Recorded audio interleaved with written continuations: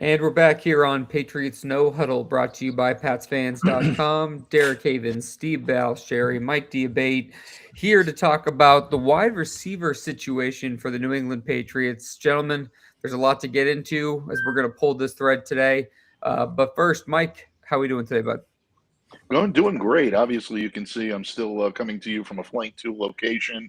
Starting to feel like the Scorpion in the old WCW days, I need Ollie Anderson's voice, something like that, I think would make this good. But all kidding aside, no, great to be on the microphone talking football with you fine gentlemen. Steve, how are we doing today, bud? Yeah, I thought Mike was back in the witness protection program there, but you know, I'm doing well. I mean, we're in the middle of a thunderstorm here, so if my power goes out, you'll have to bear with me. But other than that, doing good. Glad to be back on the air with you guys and talk some football. Perfect. Well, let's dive right in. Obviously, we have the AJ Brown part of the wide receiver room, which, look, we're recording this on May 19th, and we are less than 2 weeks away from the post June 1, whole benchmark of this timeline. And it looks like it's going to be a pretty much done deal. Obviously, there are certain, I guess you can lay out different scenarios, but Steve, give me your opening thoughts on the AJ Brown situation as we stand right now. We don't need to rehash everything because everyone knows kind of where we're at. Like, how do you feel today about AJ Brown? Yeah, I'm still. I mean, look, if they want to trade a second round pick for him, I'm okay with that. But I really don't want to see them spend a first round draft pick on this guy. But I mean, by all accounts, Adam Schefter keeps reporting that they already have something in place. That an agreement's in place where they're just waiting for the right day. Which is actually 2 weeks exactly from today, Mm, where they can make it. Make the trade work. I'm still leery about that knee of his, and where what they're going to have to give up in terms of that. But at the same time, look, think you add a guy like him, it automatically improves your room. How long it will improve, that's a question. But I mean, that's where I'm at. I just don't. I'm still kind of leery about that first round draft pick. yeah, I'm not doing the first rounder.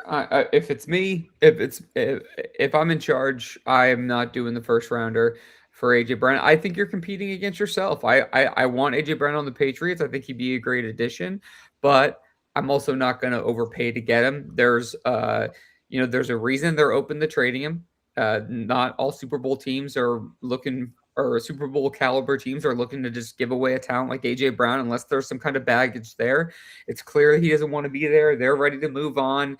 Why are we giving up the first rounder again? I don't understand. Just because Howie Roseman said so? I mean, to me, I don't know. I want to make so many jokes, but to me, the Patriots might as well just bend over and grab their ankles if they're going to give up a first round pick for a player that the team they're trading to from doesn't even care if he's there anymore. So I just don't really get it.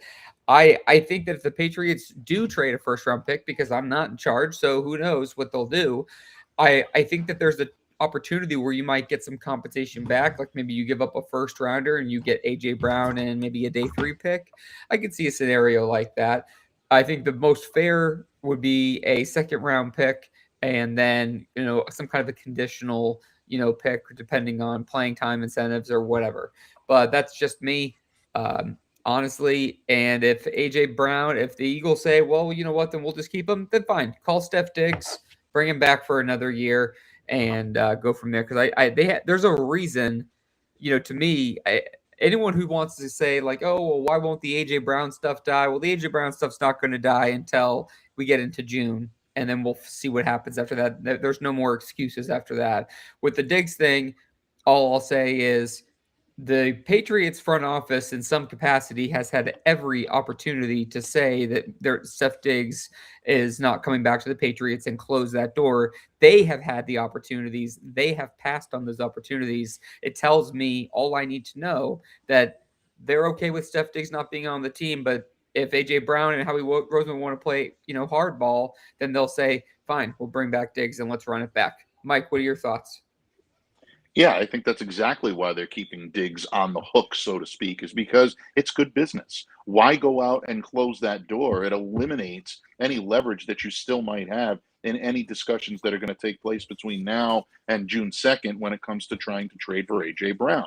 I think these negotiations are pretty much done. I think it's a foregone conclusion that he's going to be here. There's a lot of extracurricular tea leaves being read right now throughout Patriots Nation. AJ's in town. He's looking for condos in the area. Him and his wife, his new wife, Yeah. are going to be moving here. They want to be here.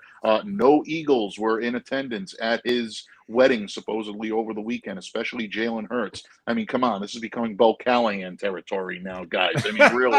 Oh, yeah, no. Nobody showed up at the guy's birthday, so that means he's a jerk. That means nobody wants him.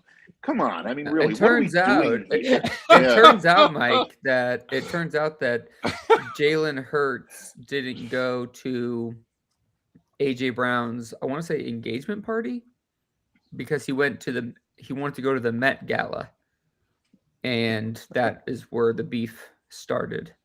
So if you wanted to hear how serious this was, it's pretty intense. I'm not sure how they get over such turbulent times. Who wants to turn down an opportunity to go to the Met Gala? I mean, come on, that's what a football player should be doing, right, guys? I mean, come on, let's face it.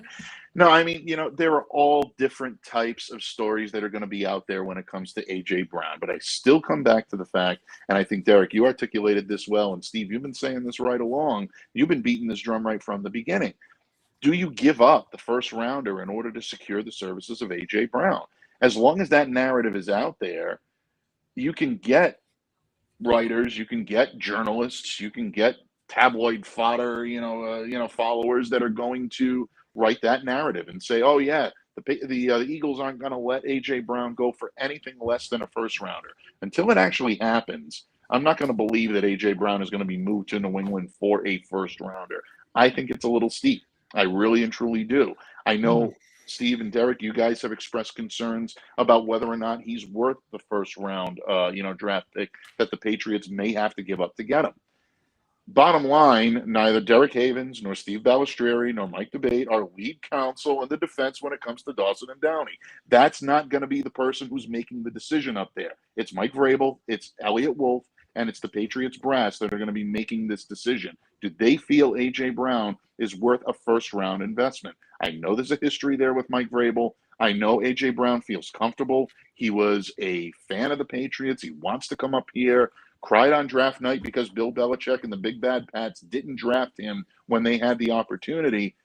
Yeah, there's all of that that's right now lingering in the back. What it comes down to is who would make this move. Do they feel A.J. Brown in his current state is worth that type of investment to come in and to overhaul this and to overhaul this draft room? If they feel that he's worth it, they'll pay the price no matter what it is. I just am not completely 100% sold that the Patriots have been snookered, so to speak, into giving up a first rounder for AJ's services. I think when everything is all said and done, I think Patriots fans and really NFL fans in general may be surprised at the compensation package that are going to be here, because don't forget, if you're bringing AJ Brown to town, you have to make sure that you're signing into a long-term deal. Otherwise, this makes no sense.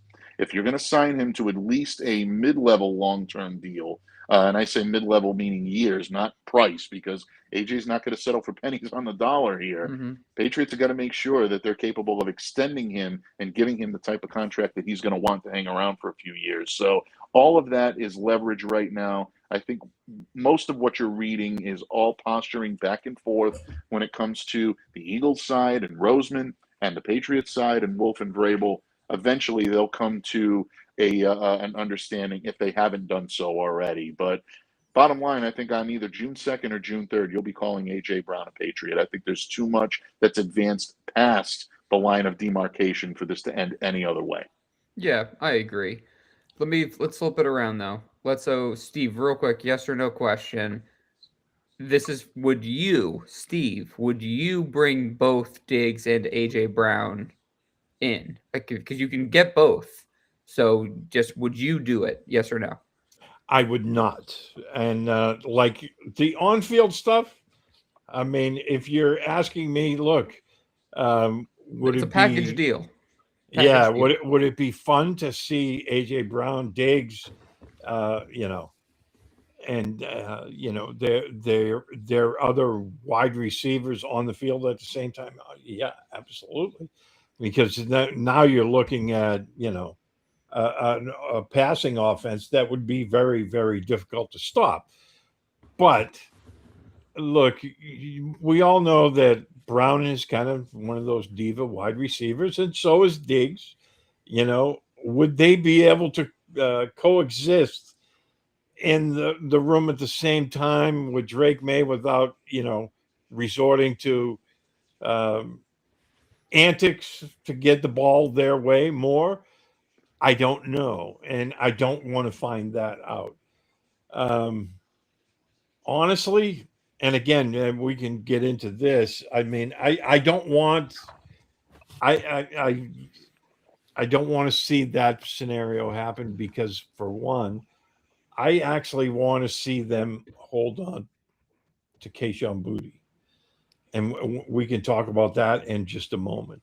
Yeah. But yeah, I'm Well, not a fan of signing both. Although, like I said, I mean, in a small sample size, I think it would be awesome to watch because I think the offense, especially with Hunter Henry, you know, at tight end, and then you have, you know, some talented running backs.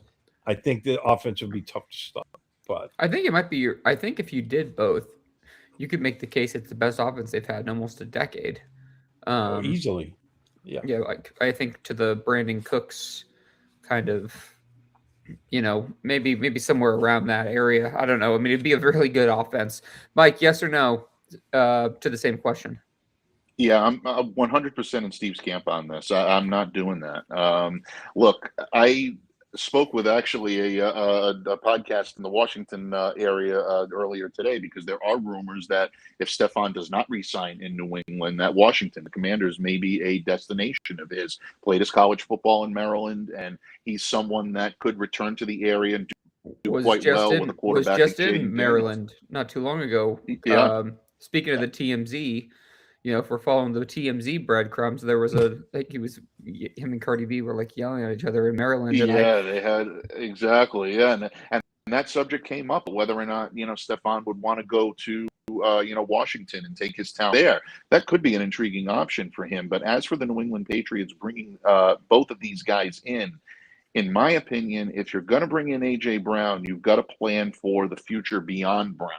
And I think Kayshon Boutte is a guy that could be a future top level receiver here in New England, someone like a Romeo Dobbs, bringing in that type of triumvirate. The only excuse, or I should say explanation, not excuse, wrong choice of word, for bringing in both A.J. Brown and Stefon Diggs is if you feel this window for you to contend and make the Super Bowl once again and repeat as conference champions and get into that and potentially win it is this season or next season at the absolute latest. If you feel that you only have a 2-year window to compete and then that window is going to go away, and yeah, you push all your chips onto the table and you try to load this team with as much veteran leadership and veteran savvy as possible, and that is combining a guy like A.J. Brown with Stefon Diggs. Patriots have the cap room. It's not like they're not going to be able to afford bringing in both of these guys. Derek, you said it earlier, but again, I go back to Steve's point. Boutte is someone who has grown by leaps and bounds in the last couple of years. I would love to see what this kid can do with maybe someone like an A.J. Brown alongside him to really bring out the talent and the prowess that he has.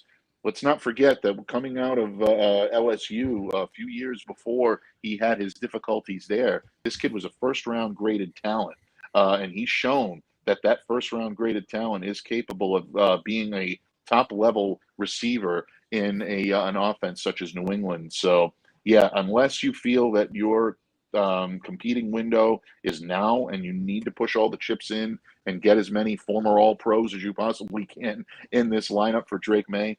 I don't do both of them. It's either one or the two for me. I think I might. I don't know. I might just get crazy and roll the dice on it. I think it's interesting for a few different reasons.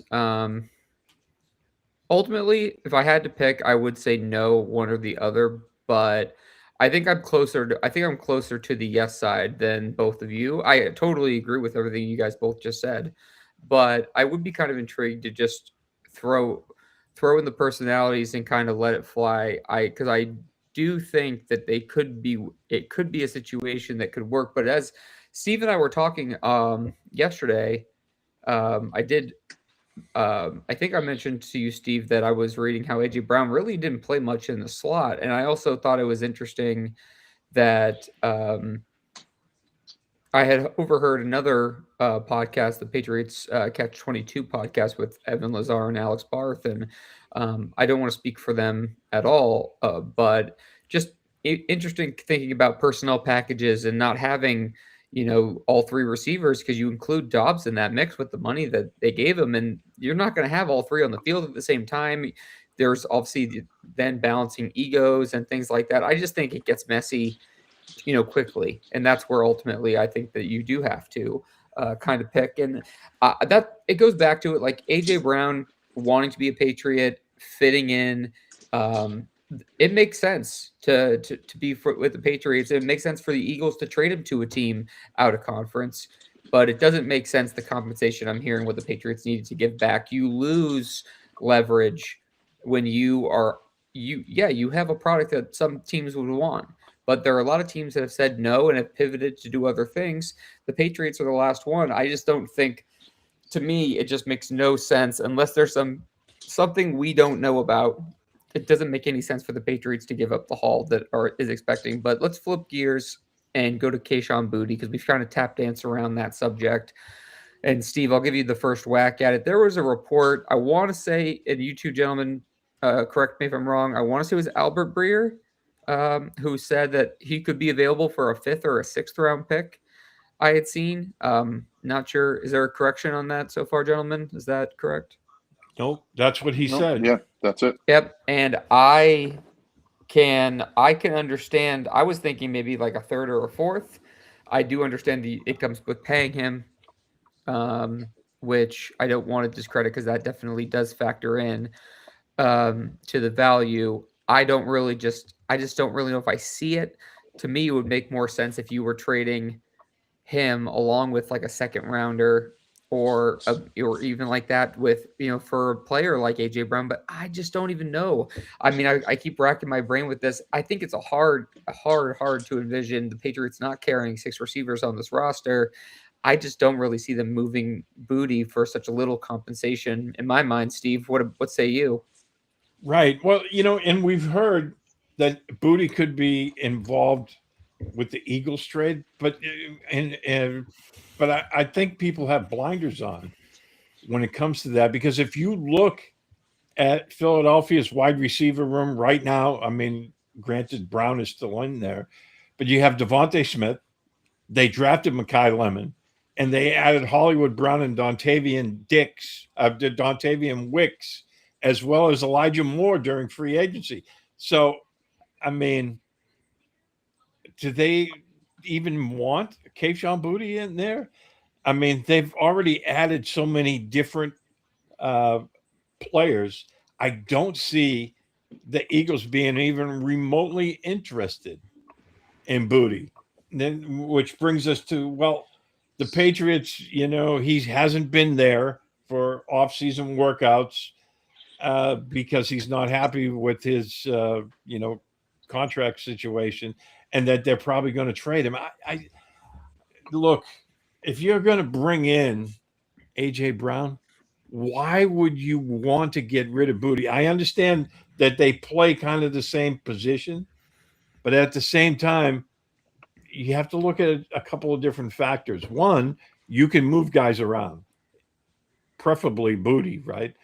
Two, if Brown's knee is going to be a possibility of being an issue.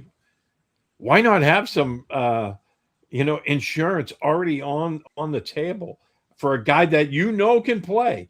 He's gotten better every year, and last year he was a very sizable part of the Patriots' deep balls offense, right? So, like, I don't get why they would be in such a rush to get rid of him. I understand that him and Brown kind of play the same position, but at the same time, he's a guy that can play. He's proven he can play, and he's gotten better. Why would you want to get rid of that? I mean, for me, I'm looking at, you have Brown, you have Romeo Dobbs, you have Boutte.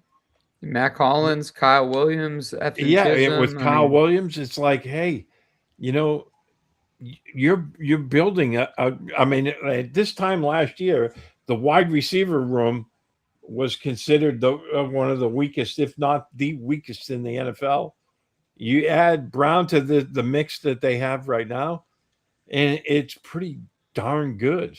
Yeah, they've done a good job. If it's Brown and Dobbs upgraded and you leave Stefan Diggs out, I mean, I think you're in the right spot. But, Pop Douglas, too, is in that conversation. So, I mean, Mike, what about you? What do you say about Kayshon Boutte and the whole situation? Yeah, I thought that the fifth and sixth round compensation rumors coming back was, and this is no disparaging on the rumors, because obviously that's just being what Albert is reporting. But bottom line, I'm looking at this and saying, yeah, that looks like a little bit of a low return on investment for a player that gave you not only 551 yards on 33 catches and 6 touchdowns last season, 16.7 yards per reception, which to me is a little bit more indicative of how valuable Boutte was to that offense last year. But not counting the Super Bowl, 3 playoff games, 147 yards, 8 catches, an amazing one-arm touchdown reception that to me is still the play of the postseason when you look at the New England Patriots last year. Yep. And you also keep looking at the relationship that he built with Drake May, especially in the vertical passing game. He really became a very vital part of the Patriots' deep passing game last year. Leading into the playoffs, leading into the Super Bowl, I should say, Kayshon had 12 deep catches on 20 targets for 340 yards, 6 touchdowns, and Drake had a 143.8 passer rating when he targeted Kayshon Boutte deep.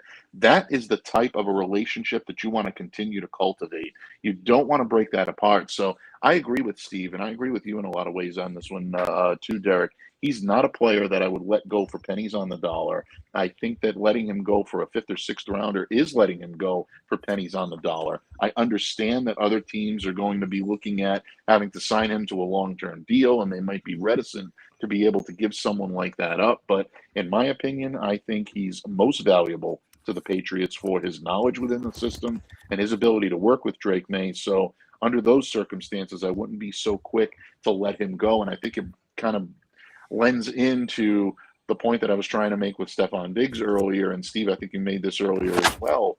You don't want to necessarily give up the future just to fund the present. Kayshon Boutte to me is a future, star on this team, and I think he can be for a number of years to come. If you can find a way to move him around a little bit, maybe move him a little into the slot, or have him be a solid complementary perimeter receiver to someone like an A.J. Brown, yeah, I think you're dealing from a position of strength at that point, and that's where the Patriots should focus when it comes to someone like Kayshon Boutte. I'm biased. I love the kid. I think he's going to be a star, and I'd love to see him hang around here in New England. But from a logistical standpoint, taking the bias away from it, I don't think it's good business to deal him for a 5th or 6th rounder. No, I think that's totally fair. I mean, I think at some situations, look, you want to maximize. I think the Patriots are in a weird spot because in some ways, I think they can kind of be like, hey, we're in the mix and we should go for a legitimate run. I mean, I think they should feel like they are in the potential driver's seat of winning the division and being a top seed in the AFC. I mean, why not? I mean, do I think that Buffalo could win the division? Absolutely. The Patriots could be fighting for the 6 or 7 seed, but I think that you could absolutely make the case they're fighting for the second, a top 3 seed in the conference, because who knows what's going to happen with the rest of it. So it could be a situation, gentlemen, where it sounds like a cop out to say we'll see how the season is, and right around the bye week, if they're kind of lagging behind, maybe you do try to get the extra day 3 asset in a big draft. Maybe you do look at it and say, we can cut our losses here. It's worked out. Other players have stepped up. We find him more expendable. The picture could change there. But I just also don't really see it coming, and why you need to get rid of a weapon that let's just call it what it is. I mean, Boutte is a player that you've drafted and developed, and at a position where you've had a lot of difficulty over the years and over multiple regimes drafting and developing at that position. So I don't want to just ship the first one out the door right away for what I would consider a pretty low compensation. Again, to Mike's point, doesn't disparage the report that Breer said. I just disagree with the compensation, which is a totally different distinction. Yeah. So I think we're all on the same page there. It's interesting. I'm curious to see what the team does with the wide receiver group as a whole. I think that there is going to be a little bit of musical chairs going on, and honestly, that's going to be. There's a lot of information that we don't have. I mean, when Mike and you have all the other writers and reporters out watching training camp and the preseason, and as we're kind of going through the roster cut downs and stuff, we could see, what does Josh McDaniels have up his sleeve for Drake May and the Patriots offense in his second year. I know that it is Drake's going to be his third year, and I'm expecting Drake to have a big season. And I'm especially looking forward to what it looks like with Josh McDaniels with a full off season installed too, with a base layer of, last year to kind of work on. So I'm excited for that. I think Patriots fans should be excited about that too. Mike, where do you want to go next? Or we could go on a couple different topics. We have some more time. So where do you want to go next? I mean, I would say, especially in the aftermath, and this is something that I think I've wanted to ask, both of you guys, when it comes to an off-season pulse check right now, with the Patriots just a week away from starting OTA that starts up next week, May 27th at Gillette Stadium, and OTAs are going to be, kind of starting in earnest, and then a couple of weeks away from mini camp, and then obviously the lull heading into training camp. With the way this roster is currently constituted, Derek, I'll go to you first. Where do you think this team is in terms of roster building, with the exception of maybe the A.J. Brown trade kind of lingering out there, either assuming it happens or it's not?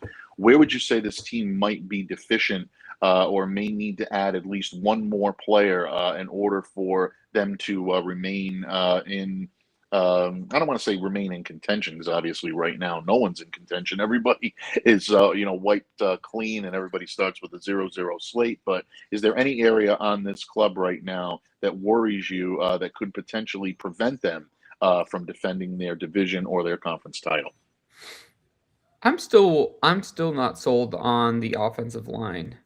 I think that you have a lot of, you're really just hoping. Do I think the offensive line is better? Yes. But Elijah Vera Tucker's a hard guy to just put anything more than a soft pencil in. I mean, you can't really write his name in ink with his injury history. Jared Wilson, we're expecting to be better at his natural position of center. But if you're talking about backups to the interior guys, you really have Ben Brown.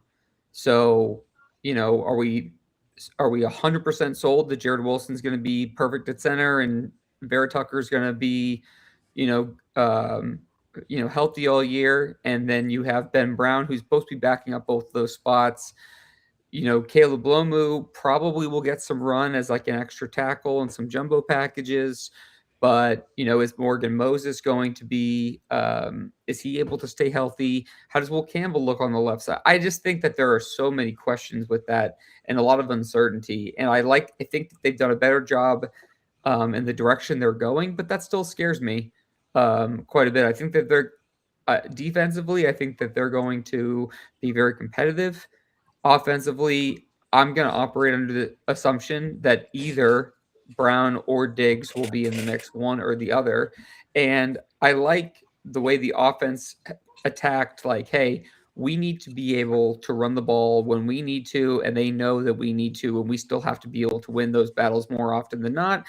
Enter in Julian Hill, Gilliam, and some of the pieces on the offensive line. I think that they want to do that, but to me, I think that when you're facing a tougher schedule and a couple of different stretches, you're going to have to be playing, pretty solid, well balanced football, and they're going to need more out of that running game, and they're going to need more out of their quarterback. And for both those things to happen, it's got to start up front. Steve, you want to go next? Yeah, and look, I think at this point, I'm not overly concerned with the offensive line. I mean, look, I thought they addressed some issues last year, and granted, Campbell and Wilson needed to get stronger in year 2, which we'll see. But I'm convinced that those guys are going to be just fine. Wilson, that was his, that's his natural position, is moving to center. And I'm not really concerned with that because, as Vrabel pointed out, even though he was the starting left guard during the season, he still practiced at center, and I think that's going to be something that he's going to slide right into. They still have Onwenu and Vera Tucker. I mean, he has that injury history. They still have Ben Brown, and I heard that somebody, it might have been Taylor Kyles talking about this, talking about the depth after Ben Brown, and I'm like, if we're talking about the backup to the backup guard, then I don't think their depth is that bad. Caleb Lomu is obviously going to be your swing guy for this year, barring any injury. So I'm looking at the offensive line, and I think they're in good shape there. I think Morgan Moses has one good year left in him, and then they'll make a decision next year whether that's going to be Lomu or somebody else, right? If they decide to. Because everyone keeps talking about Lomu moving to left tackle. I don't see that happening, but you never know. We'll see how all the chips play out. If there's an issue with the team right now, I think it's more linebacker, because I'm still not happy with the depth there. Let me ask you this, Steve, up with linebacker. I mean, because I agree. Do you think that's something that they realized, hey, we can't address every hole here, but we can probably skirt around linebacker for another year, because you can only fill so many holes at one time. Yeah, and look, I mean, because of the way their draft position was and the way the draft board played out, they had to use, 2 of their 4th-round draft picks, right, to get the guys in the 1st and 2nd round, which – we kind of thought that 4th round was the sweet spot for them to pick up a linebacker. So, and I understand why, and that's a good point you just made, right? It's because, look, they might have to, make do with what they have. But at the same time, cut down day, or there's still, trade possibilities out there or free agents that are out there. If there's a linebacker that they think can help them as a vet, I could see them making a move for this. And the only other position is and again, it will come down to training camp. I think they have the bodies there, but there's questions of who's going to be that 3rd running back. Lan Larison looked like he was going to be the guy last year, and then he got injured in training camp. Terrell Jennings played last year, but I thought he was okay, but I think they could do better. And they've brought in a couple of other guys. We'll have to see. Where the cream rises to the top, who's going to be that 3rd guy? Because again, they ran into some injury issues last year with Ramondre Stevenson, and Travion Henderson was in his rookie year. I think Henderson's going to be much better. Having Gilliam there is obviously going to be a major help. But that third running back, I think, is still a situation where, you could say, there's a potential issue there. And if you really want to get picky, safety. I like their starters, but after that, Yeah, I would say defensive backs in general I'd put up there. So, Mike, you asked the question to us. I said offensive line. Steve said linebacker. What do you think? Yeah, I think that right now you guys are very much on the money. I think you're both valid concerns.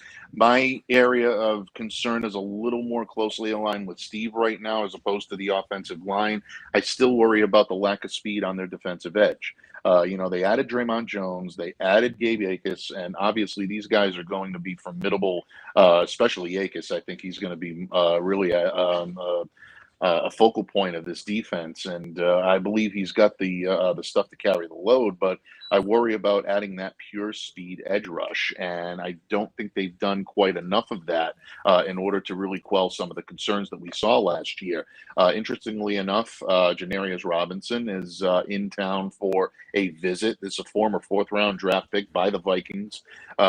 He's someone who's got a tremendous amount of size, 6'5", 263 pounds, so someone who can definitely utilize all of those skills to his advantage. But you wonder if maybe that's where the Patriots right now are thinking that they might still be a little bit deficient in trying to add someone with not only the speed and the size and the physical capabilities, but also someone with the experience, whether it be Minnesota, Philadelphia, the Raiders. He had a short-lived stint with the Chiefs. This is someone who's been around the block and knows how to make the plays when he needs to. So I'm not saying that Robinson's going to be signed, but I think the fact that he's going to be brought in and that the Patriots are taking looks at players of this caliber or this position really. To me, I think that's going to be the area where they're looking at potential upgrades being needed. So I do agree, Derek. I think their offensive line is still an area of concern, but to me, the one area that still kind of keeps me, I don't want to say up at night, but at least keeps me in the loop of, thinking this is where the Patriots may be headed to upgrade. I think it's the speed on the edge. Well, I'm kind of noticing a theme, which is really lack of depth. Yep. Or reliable depth. I mean, you look at Steve talking about safeties depth, linebackers. You have two, really want the third. Off the line, you have a bunch of options, but I think the question is more about how reliable the options are. Mike, to your point, I mean, I think Gabe Akis is like a really or Akis, like I think he is a really interesting player. And I thought the Forged in Foxborough, by the way, was excellent. We can talk about that too, but it was clear they were very happy with the selections they made. They certainly made that clear in the editing process, at least, but they were happy about landing some of these guys. But that's why so many of us in the draft were looking at guys like R. Mason Thomas and Cassius Howell, because they weren't looking at guys that were more violent. They were looking at more speed off the edge. So, Mike, to your point there, I mean, depth at quarterback, depth at running back, I think you're looking at, just positions across the league, across the roster. And, besides receiver, tight end, you have a lot of questions about the depth, but I think that kind of goes to just where they are in the roster building thing. I think you've seen them take two monumental leaps between what they've done so far this offseason and last year, and they're really building on it. And if these picks that they made in this draft pan out and they're able to stack another offseason next year together, they're going to be back for a very long time, for several years of sustained success by stacking these things the right way. We're hoping they're trending in the right direction. It's just really about how many guys you have that you can really count on. And I think they're still kind of figuring this out, because let's not forget, I mean, we are looking at this as, a total rebuild. And oftentimes, in the past where we've seen this team and other sports teams that we may root for, they do rebuild, but with some kind of foundation. We were really talking about not only forget just like clearing the laptop hard drive. You're talking about getting a whole new PC in general, different operating systems, different everything is different, and you're just trying to figure out what the identity of this team is. It seems like they have been figuring out exactly what they want to do: bigger, stronger, faster, effort, finish, being able to run the ball, tough and physical, playing through the whistle. They're attacking certain guys there. Steve, you did mention to me that Forged in Foxborough was really good when we talked about it the other day. I hadn't had a chance to watch it. I thought it was really well done. Did you want to close out the show? Any thoughts on Forged in Foxborough, Steve? Oh, I thought it was great. I love the behind the scenes stuff when they go down to the Senior Bowl and then Me too. at the scouting combine. Yep. That stuff is fascinating. And then like the behind the scenes stuff during the draft, which I thought was really cool because you get to hear them discussing some of the players. And they're not mentioning names, but you can kind of put the player to the conversation that they're having. They were really high on the top 3 picks that they got. I mean, you heard the scouts and, Wolf and Vrabel all talking about the guys that they picked. They were really, really happy with them. And look, the tight end from Notre Dame, Raritan, obviously they had him, a lot higher on their draft board than maybe some other teams did, because they were thrilled that he was still there at 95, even though I think what was he, like the 7th tight end taken, something like that. And so that part to me was fascinating because he gets a chance to see and learn in that room. And because they all, like all teams, they play their cards close to the vest, but then be able to see it after the fact. I mean, and the initial reactions to the players that they drafted, Lomu and Akis, I should say, when they were talking with them and seeing how emotional they were, I thought that was some really cool stuff. Now, Raritan, on the other hand, he was kind of cool, laid back about it. Yeah, he was just like, yeah, I'm all set, good to go. But the first 2 guys, they were really emotional, and I just love seeing that kind of stuff. Yeah, I'm with you. I thought the Senior Bowl draft aspect was really cool. I love stuff like that. I just eat it up. Mike, I'm curious on your thoughts. If first of all, have you been able to watch the Forged in Foxborough yet? Yes, and I got to say, I share your sentiments really very closely, especially when it comes to the stuff from the Senior Bowl and the Scouting Combine. You really get a chance to get the inside look, and I think this is so well done. A lot of credit to the Patriots content creating staff that's putting these together because they really are doing a remarkable job of not only telling the story, but also giving you looks that we've never seen before, and they're doing it in a way that I think is unique from how some other teams have started to do similar inside looks. This Patriots team has a very unique knack of being able to tap into the familial side of these negotiations, the familial side of this process, where players are not just targeted because of their prowess and their ability on the field, but they're also targeted as much for their familial makeup, how they're going to assimilate into the culture and the crew up here in New England. And I think it just seems like every episode just absolutely finds that connection and they play it to a T. So that was the one thing that really stood out for me, especially with the new Forged in Foxborough now, as opposed to what we had seen last year. It really does seem to hit that heartstring every single time that they put something together. So yeah, I'm continuing to love it, and I think it's a great addition to the already treasure trove of Patriots items that we can go out there and really enjoy from start to finish. Yeah, I think that's really well said. I'm looking forward to them as they keep rolling out. I think that's a good place to leave it and put a pin in this episode, gentlemen. I think that the receiver position, and I think for one, let's say two things about it to finish up here. I think will be interesting to see what the conversation's like in 2 weeks regarding this, because that is around the June, that June 1st, line of demarcation. And then the second thing is we'll see how this plays out in training camp, and that's going to be really interesting. This year is actually going to be a battle, the first one we've had in a while, where it seems like there's going to be actually not enough room for all the guys that they have on the roster. It's been a while since they've been in that kind of position. So just thought it's worth saying that. Mike, why don't you take us out, bud? Absolutely. Well, definitely, folks. Thank you so much for taking time out of your busy schedule to join us here on Patriots No Huddle today.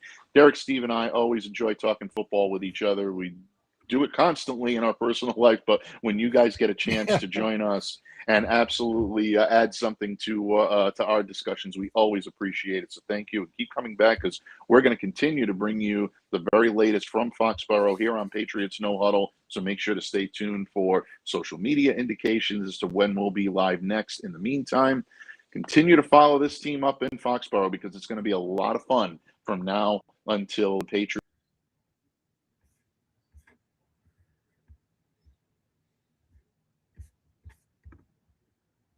Did we lose him? I think we lost Mike there for a second. Yeah, we might have lost Mike. All right. Well, I want to thank everyone who listened to this episode of Patriots No Huddle. For Derek Havens, Steve Baliscieri, and Mike Diabe. We'll see you guys here next week.